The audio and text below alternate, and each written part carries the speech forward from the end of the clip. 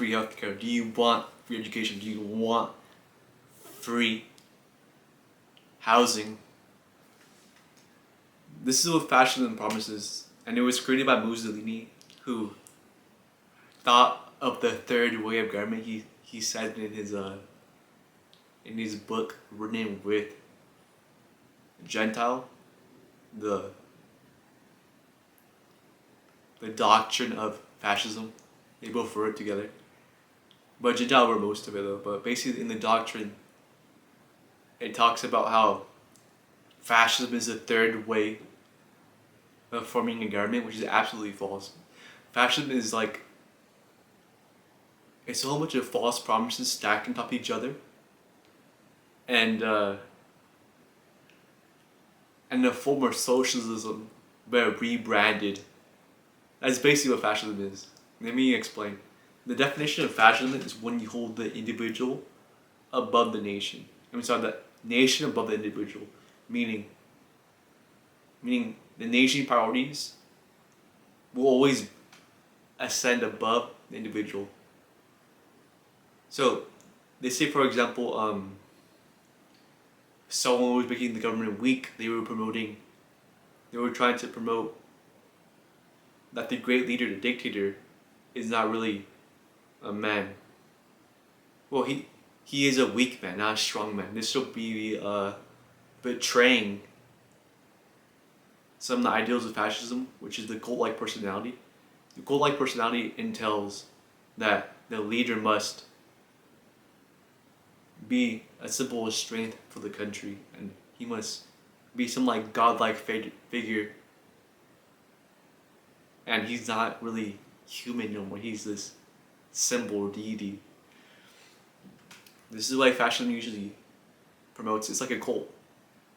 But it's not like, the idea of a cult-like leader is not exclusive to fascism, but it's in all the forms of fascism that have ever existed, this is a part of it. Fascism also promotes the idea that violence is necessary. It makes the government stronger. But there's a lot of ambiguity behind these words. In the United States, we use violence, but we call it justice, but it's usually under a law that we created, a law that the people made together, the people made the leaders who voted for the leaders who made the laws, and usually we follow these laws. But in fascism, the laws that were created are by the people at the top, meaning usually it's a totalitarian dictatorship, which means like it's ruled by one person, and one person can act like a king, and it's like a hierarchy. He just demands whatever happens below is law. That's why many forms of fascism has very broken and hard and that's why millions of people have died under fascism, because when you consolidate all the power at the top, the people at the bottom usually get hurt very bad.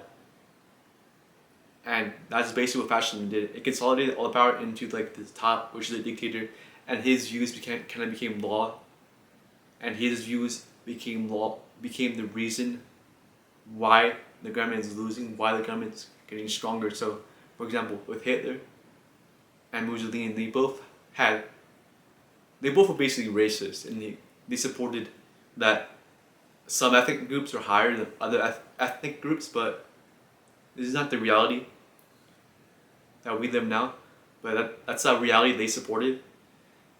Therefore, that's why they gassed millions of Jews, millions of gay people, and not probably thousands of gay people, but you get what I'm saying. And millions of other minorities that didn't fit the idea that they had made and what makes the government strong, which is, for Hitler, was the Aryan race, which is blonde hair, blue eyes, light skin, which he wasn't himself, but that's a different story. And with Mussolini, I don't think he didn't really support immigrants that much, but he wasn't as radical as Hitler. another aspect of fascism is that they they support a strong central government, like a very like today we have the Democrats and the Republicans in America, but like it was like all right, like the government controlled everything. The government controlled the business profit. They controlled what the business could sell. They controlled what who could buy, who can't buy. Basically, it was like hyper, high, very highly monitored by the government. But the government can really control every aspect of business. Now, by all the innovations that we have in America, we have in democracies and we have in like our democratic republic cannot be replicated because everything was controlled by this government, and the government was kind of like a godlike figure at that time. Well, in fascism, the government is a godlike figure because it regulates everything. It regulates a person's morals. It regulates a person ideals. Ideals regulates a person's wishes, what they support, what they buy, can't buy, many other things. It's a fascism does, but this is why fascism today is not only fascism like it was in past. For example, well, let me rephrase. Fascism ideals can be seen in today's culture,